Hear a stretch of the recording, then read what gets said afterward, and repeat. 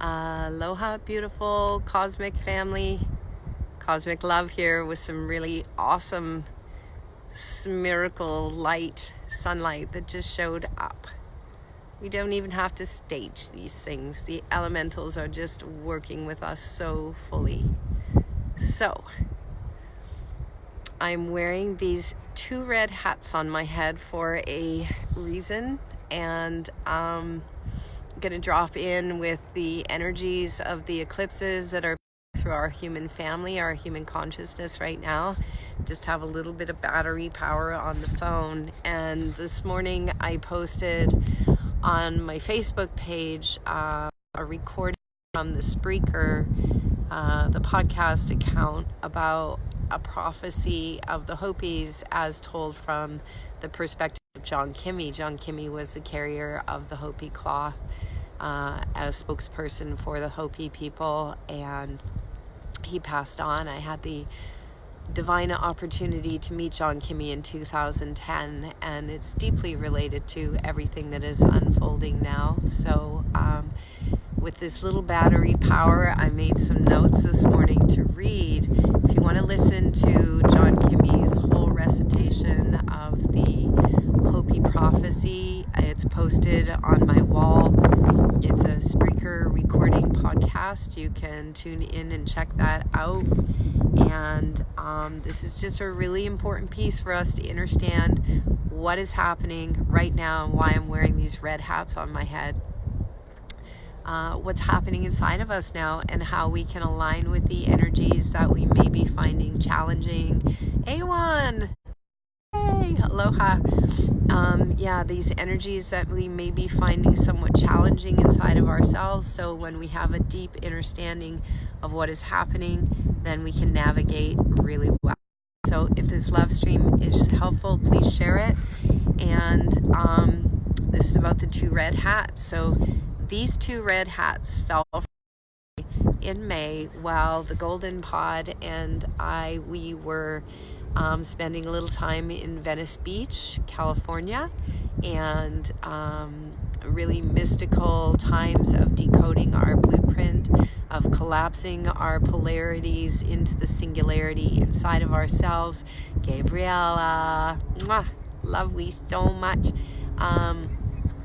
We were doing a lot of work to collapse the polarities inside of ourselves for the collective, for ourselves, and that's what this piece by John Kimmey is all about when he was sharing about what the Hopi prophecy is about.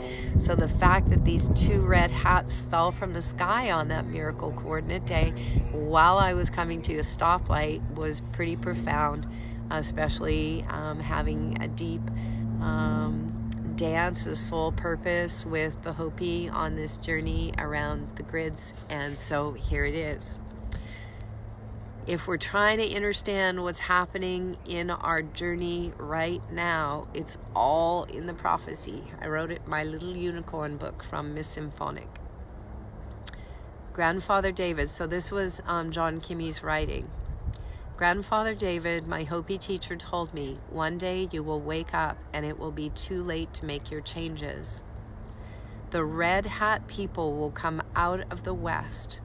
They will come large in number. They will fall out of the sky like rain and overtake the land in one day. They will have no mercy for anyone and will enforce a way of life on us we would never choose for ourselves. Turning the page. And I'm going to explain over the time my journey on the grids, how I started to understand what it meant by the red hat people. This occurrence will trigger the most crucial event in the prophecy. It is where an ancient relative returns to Hopi Mesa carrying stone tablets that will complete the migration and seal the cycle known as the fourth world. He is known to the Hopi as the purifier. His ancestor was of light complexion, so he is also known as the Great White Brother. It is his function to purify the world of the wicked people. When I first heard this, I immediately referred to the second coming of the Christ, then to the Maitreya Buddha, then Nostradamus, and on to many end-time mythologies. It is the judgment day, taken literally as the prophecy calls it, the day of purification. It is said that the only survivors will be the one-hearted, those paltry few who have hearts pure enough to qualify as seeds for the fifth world. Even if there is only one brother and one sister, Great Spirit promises of a human presence in the fifth world, and this promise will be kept, and Masao, the Great Spirit of the fourth world, will meet them and usher them into the fifth world.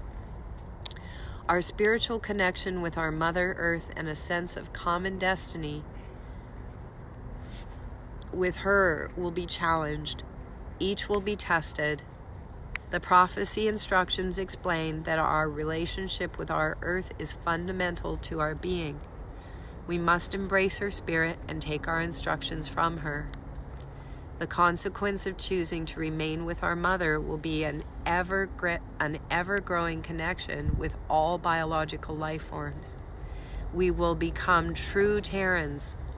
Our newly awakened sense of oneness will evolve our deeper communication abilities and endow our relationships with ever more satisfying results. As the Hopi elders said, we are the ones we have been waiting for. This is just a little excerpt from the John Kimmey piece. If you want to hear the whole piece, I'll add the tag onto this LoveStream, and it's also on my Facebook page, and you can click on it. It's on the Spreaker account. So why am I wearing these red hats, and what did it mean to me when these two red hats fell from the sky on a street corner in Venice Beach, California last May? It was a very deep moment for me as a carrier of specific bundles for specific indigenous nations around the world, which I haven't spoken about publicly before. But the red hats falling from the sky is exactly what's happening to us at this time. When the prophecy says they will deliver unto us. Let's read that line again so we can understand what is happening in these eclipses right now, what the prophecy was saying. If you listen to the whole Spreaker podcast, which really isn't very long, what John Kimmey says is that his Hopi elder grandfather David shared with him that the red hats will come from the east. And what it's meaning is they will bring the teachings. It talks about the Western philosophies and the Eastern philosophies. And Western philosophy said that there was an authoritarian figure outside of us. And the Eastern philosophy said, no, the authoritarian is the mind within us. And it is our capacity to learn to use the mind, to enlighten ourselves, to collapse our polarities into the singularity within us, to neutralize this play of duality that we have been playing. And so when it says that the red hats come from the east to bring the teachings, these are the teachings that were brought through by many Eastern traditions. And in the prophecy, he talks about how the Eastern traditions include our Native American elders. So we'll just go back to this little piece about the red hats for a moment. And because when I first read the prophecy, the whole prophecy made so much sense. And then this one part of the prophecy about the red hats for me was like, wow, what does that mean? One day you will wake up and it will be too late to make your changes. The red hat people will come out of the west. They will come large in number. They will fall out of the sky like rain and overtake the land in one day. Well, these hats fell on the street corner of Venice Beach, California last May. They will have no mercy. He's talking about the red-hatted people. They will have no mercy for anyone and will enforce a way of life on us we would never choose for ourselves. What the prophecy was saying, if this LoveStream is helpful, please share it. That's called gifting. What the red-hatted people, I understood over time of carrying bundles around the earth for different indigenous nations to sacred sites at sacred times and alignments. The red-hatted people are that aspect of ourself, that oversoul, the overself, the higher self, the great I am, falls from the sky in a day and delivers onto us, will have no mercy on us and deliver us onto us, a world we would not choose for ourselves. What it is saying is that if we didn't follow the instructions of the prophecy, which were helping us to collapse our duality, polarities into the singularity, so that we could collapse our role in the play. We could collapse our attachment to our role in a play that we have been playing out on this grand stage, on this beautiful planet, in this amazing garden. The play is coming to completion. And what it meant was that the overselves would deliver onto us a reality we would not choose for ourselves, because if we are still attached to our ego, if we are still attached to polarity and duality, if we are still attached to our role in the play, it feels like a world is being forced on us that has no mercy. That's how it begins to feel inside. These two eclipses right now, if this love stream is helpful, please share it. What these eclipses are doing right now, the biggest eclipses of our life, really up until this miracle coordinate, the eclipses are bringing through energetics inside of us that are collapsing our duality, collapsing our role in the play, collapsing our polarities, collapsing our attachment to our ego identity, collapsing everything about the small I. The final stop codon in the genes is the 12th gene of vanity, and that is the gene that wants to exist as a self-existing small I. That part is collapsing. So once again, if you go on and you listen to John Kimmey sharing about what Grandfather David told him, John Kimmey was the spokesperson for the Hopi. He was a carrier of the Hopi cloth. He stood with the Hopi in the United Nations when they delivered this message to the United Nations. And so we have been gifted and given over and over by Eastern traditions, including Native American traditions and many traditions around the world, the gifts, tools, and skills to collapse our attachment to our blueprints, to our polarity, to our duality, and to our belief that we are specific roles in a play that we have been playing out. So we just had a solar eclipse on the 25th, 26th of December. If this love stream is helpful, please share it. We're having another one on the 11th of January. What is happening inside of us is literally like the caterpillar when it's turning into a butterfly inside of the cocoon. The caterpillar turns into plasma, it turns into liquid. So like it or not, all of those memories in the waters of our DNA that told us who we were, what happened to us on this human journey, is all collapsing inside of us. It's dissolving inside of us. So people might find this difficult to navigate. They might find that they're confused. They might find they don't know what to do. They might find that they feel like super amazing, like skookum. And if that's the case, it's awesome. Just this part of the prophecy, which was given to us a long time ago, was helping us to prepare for the red-hatted people. They would fall down from the sky. They would fall like rain in a day and deliver onto us a reality we would not choose for ourselves. That means a reality that the ego would not choose for itself. And so it automatically starts happening inside of us. 2020 vision. It's all about waking up. It's all about remembering that we are not these roles in the play. The prophecy talks about how we must gather ourselves. We must come together. We have to get over that vanity piece inside of the self. This is, someone here wrote, F the ego. I'll say it in a nice way. This is like, this is a love the ego. It served a purpose. It served a role in the play. it helped us to learn, and it's not like we're really losing the ego. We're just transforming to a higher state of consciousness inside of the self. Like the prophecy said, John said, we were given the mind as a tool. The mind is the inner authority.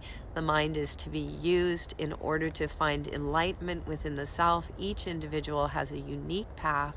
Once again, these 2 red hats fell from the sky back in May of this year. Well, our pod was doing epic work in the grids for humanity in Venice Beach, California.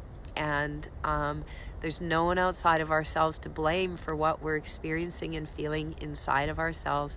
It's happening inside of all of life and all of creation. We are coming back into alignment with our harmonious balance on this planet, the harmonious place where we fit in this universal and cosmic consciousness. We just had the most amazing December 23rd celebration with one of our elders, Native American elders, who was teaching us, brought us to the flat stone on Chumash land. The flat stone basically shows we all come from the same creation, our relation to the sun, the moon, the earth, and the shadow casts basically a hologram onto the reality, and that hologram that we've been casting is being pulled back inside of us now. So if this love stream is helpful, please share it. Just go and listen to the entire Spreaker podcast posted on my page of John Kimmey's telling of his learnings from Grandfather David and the Hopi prophecy. The red hats falling from the sky is our over self, our higher self that's coming into us now. It's the journey of the serpent and the dove, rising the Kundalini up for the Christos to fill the vessels. Our vessels have been purifying all through 2019. It's been an incredible year. It's probably felt really challenging on many levels. Remember, get over the vanity piece. There was never anyone outside of ourselves doing anything to us. We were helping each other along to collapse whatever needed to be collapsed inside of ourselves so that we can go into 2020 with clear vision. We have been purifying our chalices, purifying our vessels so that we can hold the light that is coming in through this eclipse window right now. We've been preparing our vessels to receive this much light inside of us, which magically activates and turns on the DNA. The DNA is designed to go triple helix and take us out of this play. And the more of us that know how to do this from a conscious place, the easier it is. And we can all do this together. It truly is the time to come together. And when 2 red hats just fall from the sky on the street corner in Venice Beach, the Pohana purifies the Masau, the great spirit, the great white purifier in the play goes around the planet and purifies the people, the wicked people. Really, all that means is purifying us of a play of good and evil. And he talks about Judgment Day. Judgment Day connects to the 60th gene. It's called justice. It's when the 60th CD ignites in multiple beings. It will be the end of the world as we know it. And Gaia and the cells that make up her will move forth into a new reality. We don't know what it looks like, but it's truly coming. The more of us that unite in this knowing together, we come together, we celebrate this together, we celebrate these transmissions together, we celebrate the teachings of our indigenous together, we gather in councils, we gather back at the teachings. This is the year of, even though time isn't real and doesn't exist, this is what we are being prepared for now. So if this love stream helps you to understand things that you may be experiencing inside of yourself, just remember, the red hat is the over self coming in to take over the form from that role in the play. The patterns of perfection are coming back into us. I shared a great video from Patricia Cota-Robles. She shares beautiful decrees to connect to the elemental vortexes inside of us. It's the time to connect with the earth, the elementals, to be in prayer, be in ceremony, honor the elementals. Like, make that connection. This is our love affair with the divine. We are restoring our birthright to go home to the stars, to be complete of all the aspects of this play. And the dissolution of all of this reality, the trappings of this modern world are falling away. Don't resist it, celebrate it. Do as much as we can to withdraw our energy from it in a kind way, and begin to gather in councils. Councils are the way forth. It's part of the prophecy to gather ourselves, for this could be a time of celebration. It is. The red hats fell from the sky back in May. That's all about our overself coming in and taking over.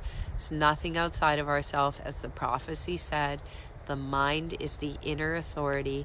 We are gifted the mind to become enlightened, and perhaps we lost the teachings along the way in the Western world to remember that the mind was gifted to us so that we could enlighten ourselves, alchemize our vessels to receive the light of creation, the Christos, to light us up, to move forth and beyond these walls of two-strand DNA. And so, aho matakuyasan, all of our relations, all of we's relations, all of my relations, we love we so much. If this love stream is helpful, please share it and keep your head above water. Look around, see who is here with we, and celebrate, for the river knows its destination.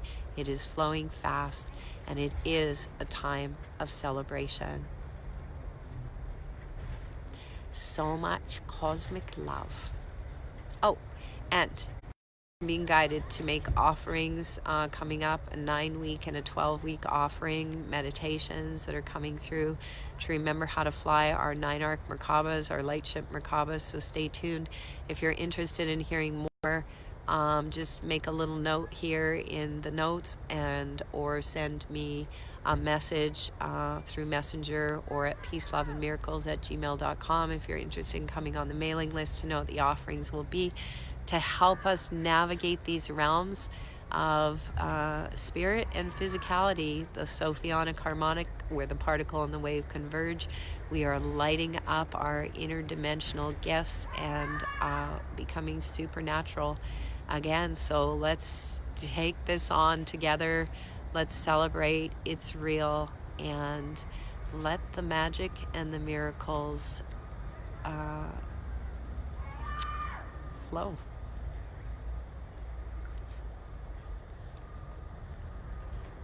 Infinite love and aloha, cosmic love,